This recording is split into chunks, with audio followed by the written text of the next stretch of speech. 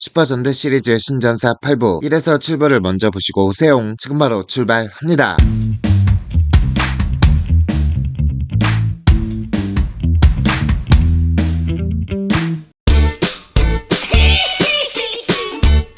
키라 메이 실버는 마이페이스의 쾌남으로 초기에는 독선적인 면이 있었으나 이후 점점 나아진다. 열혈 바보스러워 보이지만 필요한 순간에는 냉정한 판단을 내리기도 한다. 겉은 청년이지만 실제 나이는 50에 가깝기 때문에 행동이나 말버릇이 아저씨 같다. 동생을 아끼는 좋은 오빠이자 형이며 다른 동료들에게는 선배 키라 메이저로서 강하며 이지되는 사람으로 여겨지고 있다. 키라 메이 실버는 전투 스타일은 장착자 특유의 강력한 괴력을 사용하며 중장비에 사이에 깔려도 다리 힘으로 버티고 서있는 것 또한 가능하다. 장착자의 트렌저 헌터 컨셉에 맞게 헬멧에는 고글, 슈도의 허벅지 부분에는 주머니가 달려있다. 수정 장식을 하는 색이며 팔 보호대 색상은 주황색이다.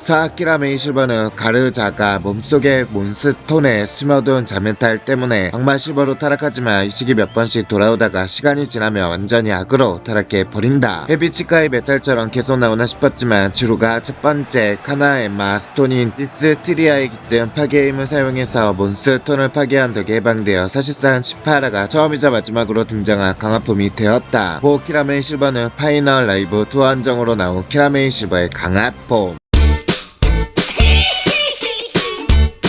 가이저는 평행 세계 해저 토피아에서 온 6회 통계 골드 치이카이가의 장남. 세계에서 세계를 건너다니는 세계 해적 줄여서 개적으로 일가족 4명이서 개적 전화 크로커다이오에서 생활하고 있다. 가족으로는 여동생이 플린트 골드 치이카와 쌍둥이 동생들이 리키 카타나가 있다. 가족을 위해서라면 어떤 상대에게도 가짜없는 모법자이지만 평소 자유롭고 재미있다고 생각한 것을 최우선시하는 집안의 든든한 장남. 흥겨운 노래와 춤을 잘 추며 오리지널 해적송을 부르며 요이하며 나타난다. 해적들의 힘으로 싸우는 투가이저로 변신해 화려한 댄스 퍼포먼스를 선보이며 전투를 한다. 장비의 디자인은 설계자인 플린트가 평행세계의 고카이저의 디자인을 그대로 베낀 것이라고 한다. 초창기엔 가족을 다른 무엇보다 우선시했던 데다가 해적 컨셉이라는 점도 겹쳐서 상대의 기여를 약탈하려 하거나 월드가 민간인을 습격하든 말든 목표만 이루면 된다는 냉혈한적인 태도를 보였고 때문에 몇 번 고시 키다 카이토와 부딪히기도 했다. 이후 그와 가까워지면서 점차적으로 정신적 성숙을 이루는 중. 그러면서 카이토네 집에서 자기도 하는 듯 서로 크로커다이오와 그리고 컬러풀을 놀러 가기도 하면서 점차 친구 사이가 되어 간다. 또한 카이토에게 일이 생겼을 때 상담을 많이 받는 듯.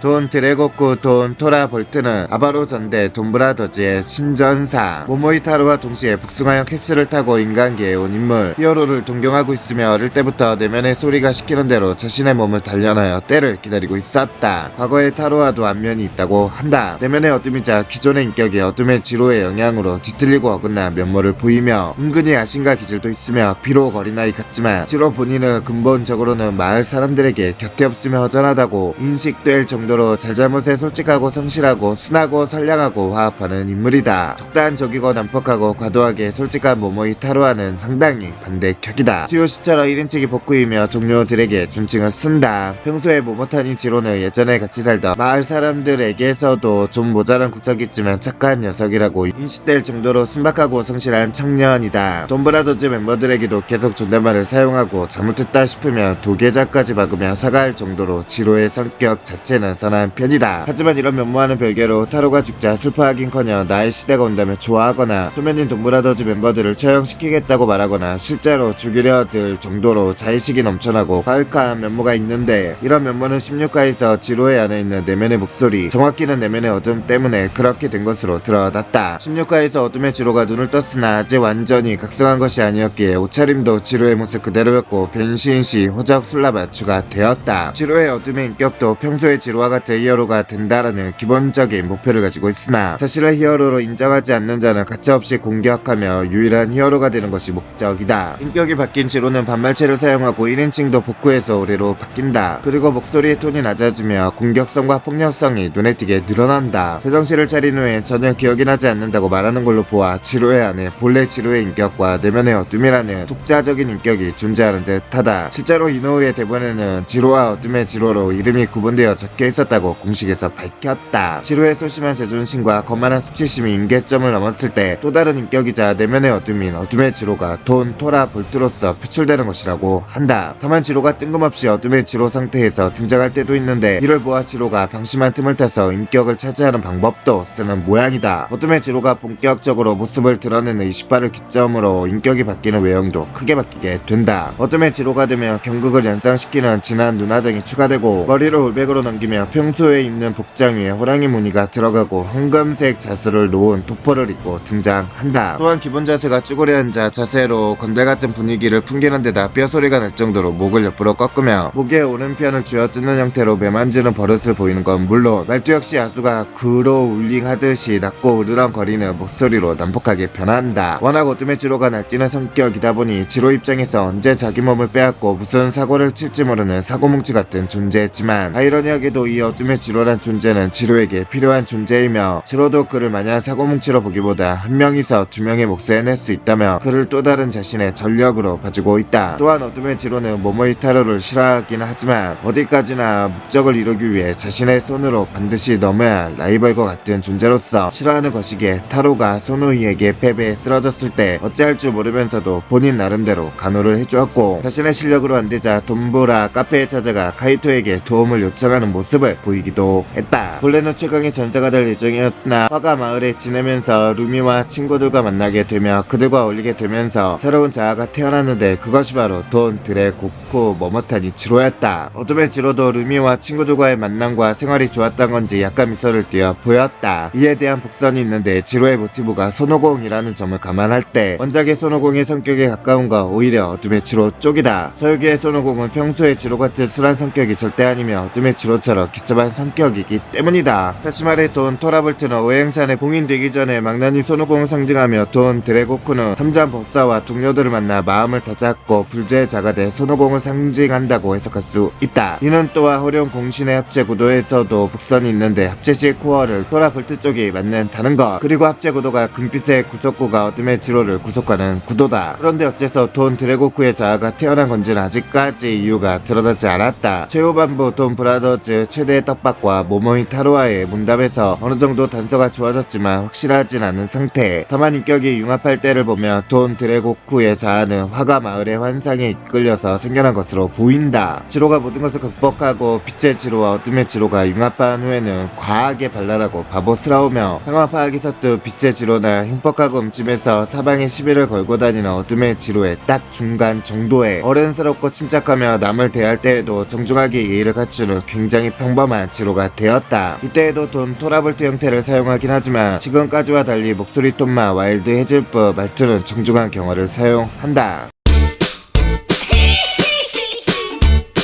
스파이더 쿠모누스는 2000년 전의 전설을 전하는 이야기꾼을 자칭하고 있는 인물로 지제구 버그 나라크와의 싸움이 격렬해지는 도중 새롭게 탄생한 틈새의 왕을 자칭하는 6번째 왕이다. 싸움을 싫어하는 평화주의자이며 인간과 버그 나라크 간의 싸움에서도 중립이라는 입장을 고수하려 한다. 이야기꾼으로서의 자존심 때문인지 의사소통 방법이 독특하다. 자신의 의사를 두루뭉술한 이야기를 통해 간접적으로 이야기하며 응답을 읽어라 라고만 말할 뿐 중요한 것은 직접 말하지 않는다. 처음 등장에서부터 이러한 의사소통 방식을 통해 버그 나라크에게 굴욕을 주는 모습을 보여준 데다 처음 만난 기라일행에게도 이러한 자신의 방식을 강요할 정도라 타인과의 의사소통에 어려움을 겪고 사람들 역시 제라미를 이해하지 못한다. 이 때문에 가장 복잡하고 난해한 캐릭터이기도 하다. 작중 제라미는 힌트를 주면서 가장 중요한 사실은 청자 스스로 알아내 판단하도록 유도하는 방식의 화법을 주로 사용하는데 문제는 이러한 소통 방식은 상호간 의사소통에 있어 소통의 부재와 단절을 이끌어내기가 쉽다는 것이다. 즉 열심히 힌트를 줘봤자 듣는 사람이 이해하지 못하며 무의미한 방식인 것으로 제라미 본인은 그걸 제대로 인지하지 못하고 있다. 작품 외적으로는 제라미가 말하고자 하는 바와 행동 동기가 어느 정도 이해되지만 작품 내적으로는 혼자만의 생각에 빠져서 남들에겐 어려운 이야기를 꺼내 당황시키고 그걸 가지고 혼자 답답해하다. 늦게서야 진위를 말해주는 모습으로 비춰진다. 그러나 2000년간의 버릇이 곧바로 고쳐지기는 힘든지 이후로도 논점을 애매하고 흐리고 돌려 말하는 스타일은 여전하다. 2년 후에는 멤버들과는 이와 같은 소통 방식은 거의 보여주지 않으며 본인의 생각을 직접적으로 드러내는 일도 많아졌다. 스파이더 쿠모노스는 단검 형태의 전용 변신기 쿠모노 슬레이어를 사용하여 왕개무장한 모습. 변신 구호는 기존 멤버들과 똑같이 왕개무장으로 호박에 감싸이는 변신 연출까지 갔다. 단 거미줄이 나타나 호박을 감싸는 것이 차이점. 변신 시퀀스는 오른손으로 쿠모노 슬레이어를 준 채 얼굴을 가리고 왼손으로 체인지 쿠모노스 키를 쿠모노 슬레이어에 꽂아 변신한다. 슈트 외형은 기존 멤버들과 같은 슈트를 베이스로 좀 더 장식이 추가되었고 단색에 가까웠던 기존 킹오저들에 비해 색깔도 백, 흑, 금이라는 좀 더 화려한 컬러링이 되었다. 또한 기존 멤버들은 왼쪽 어깨에 본인들의 컬러링에 맞는 망토를 착용하고 있지만 스파이더 쿠모노스의 경우에 망토 대신 끝단이 금색인 검은색 로고를 허리에 두르고 있다. 그리고 상체 아머에 국장이 있던 멤버들과는 달리 거미 로고를 중심으로 금색의 거미 형상의 아머로 되어 있다. 다만 그 외에는 신전사 치고는 기존 멤버들과 큰 차별화가 이루어지지 않은 디자인 탓에 다소 수수하다는 반응이 존재한다.